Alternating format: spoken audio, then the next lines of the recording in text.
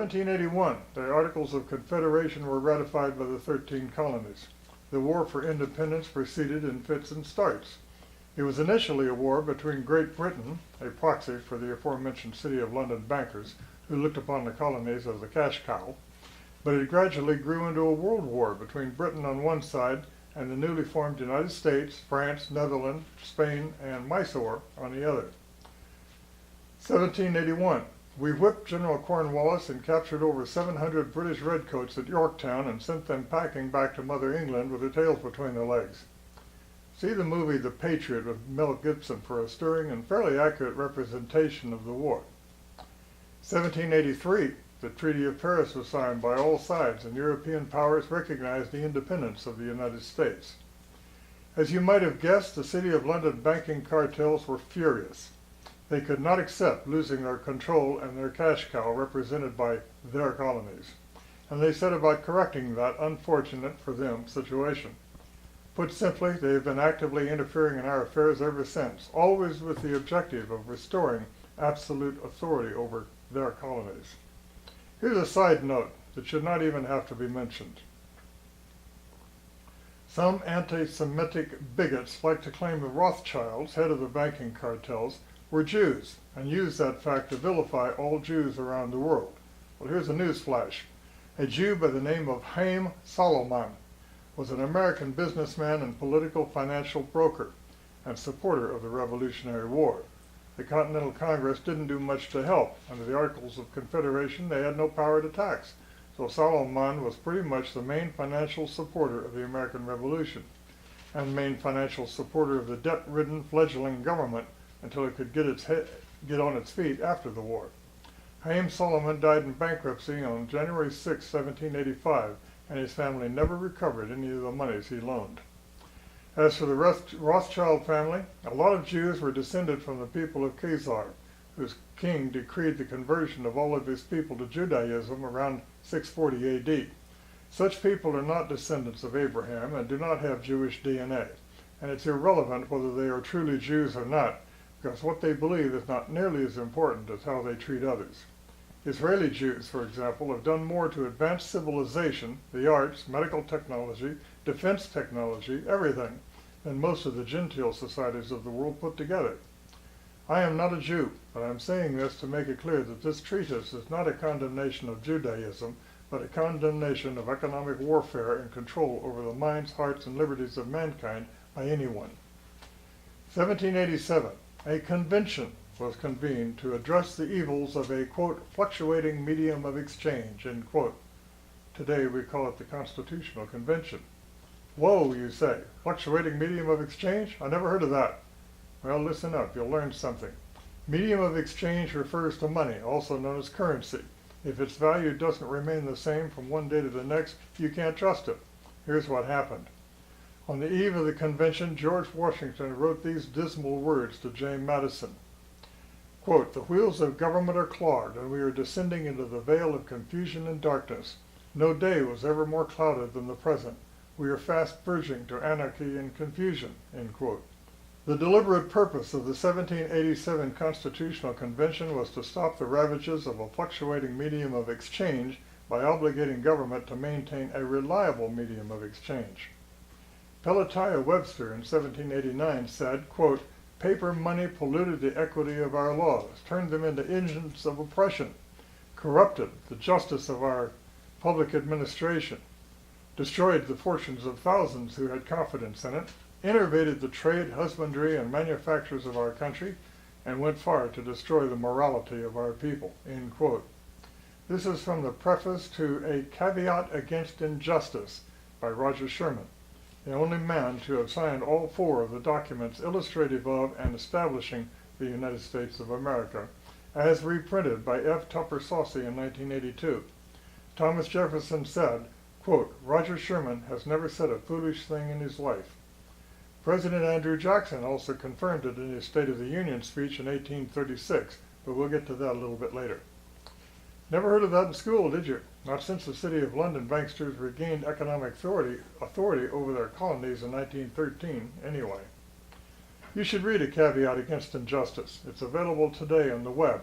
It'll explain to you why it's vitally important to have a monetary system of intrinsic value.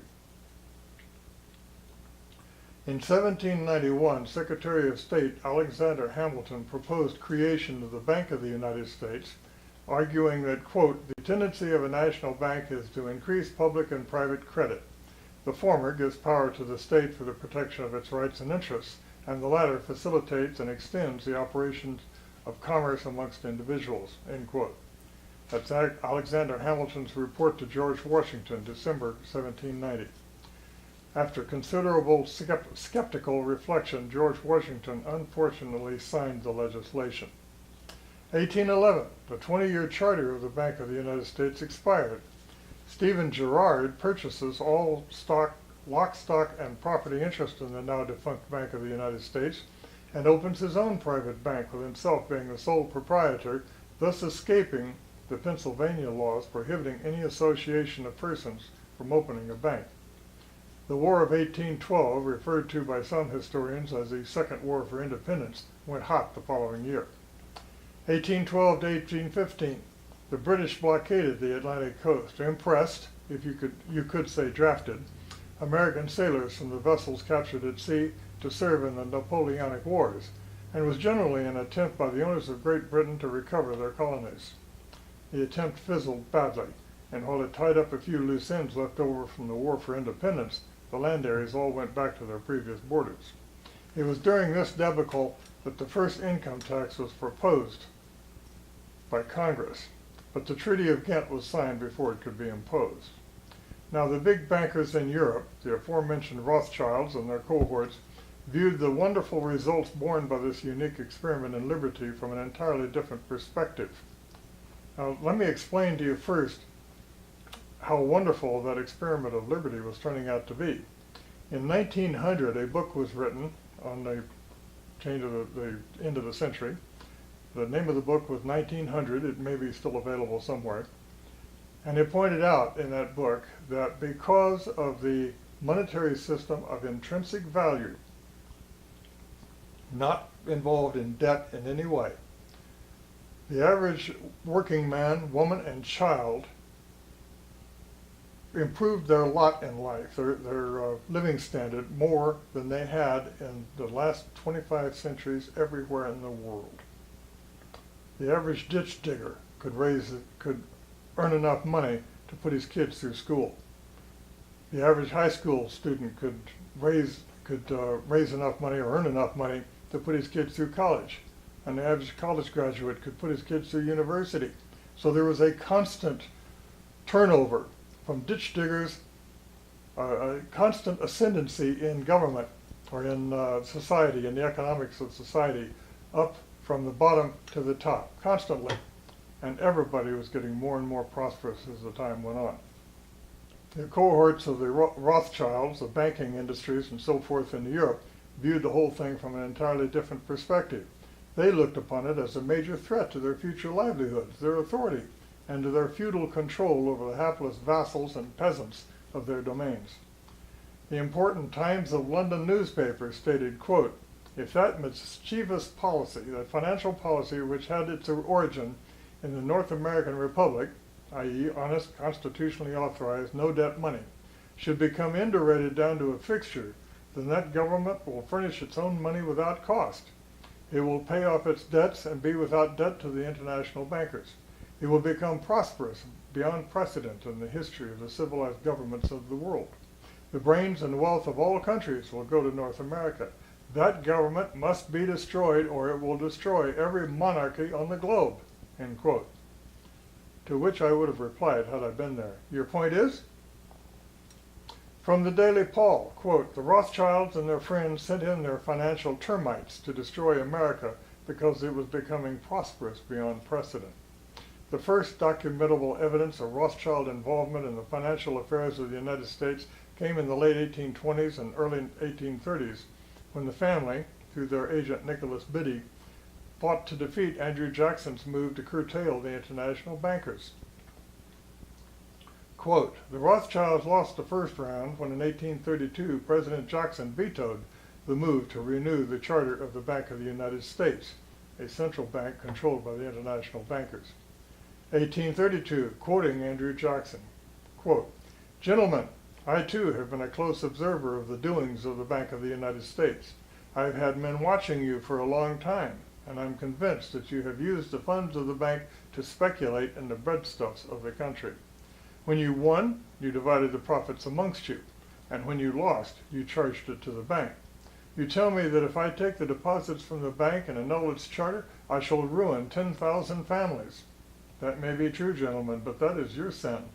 Should I let you go on, you will ruin 50,000 families, and that would be my sin.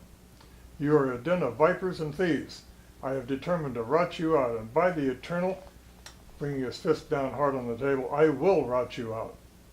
Andrew Jackson, as quoted in Andrew Jackson Wiki Quotes. 1835, a mentally ill house painter tried to kill Andrew Jackson at point-blank range, but both pistols misfired and Jackson beat him severely with his cane. Of course this was not a false flag event, you think? In 1836, the bank went out of business. You bet it did. After putting the United States Bank out of business, President Andrew Jackson validated the actual purpose of the Constitutional Convention in his 8th annual message to Congress, December 5, 1836, just 47 years after the Constitution was ratified by the states. Quote, "It was the purpose of the convention to establish a currency consisting of the precious metals. These were adopted by a permanent rule, excluding the use of a perishable medium of exchange, such as of certain agricultural commodities recognized by the statutes of some states as tender for debts, or the still more pernicious expedient of paper currency." End quote. It was about this time or shortly after, a letter from the Rothschilds banking cartel circulated among its, quote, "imperial managers in the United States, counseling patience, for it predicted full economic control of their colonies would be regained by the year 1900, and political control by the year 2000. The importance of these dates will be revealed a little later. There was a suggestion in the letter that, quote, "full payback in fealty would then commence." End quote. Full payback in fealty? I regard this statement as an observation that payback is going to be a bitch. 1861 to 1865, also from the Daily Paul, quote, "The Illustrated University History, 1878, page 504, tells us that the southern states swarmed with British agents. These conspired with local politicians to work against the best interests of the United States.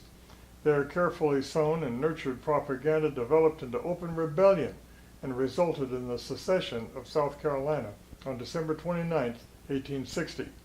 Within weeks, another 6 states joined the conspiracy against the Union and broke away to form the Confederate States of America, with Jefferson Davis as president." End quote. The Civil War cost 600,000 lives. The South believed Britain would come to its aid due to British dependence on King Cotton grown in the South, but the British agents were more likely employed by the Rothschilds, not the British government.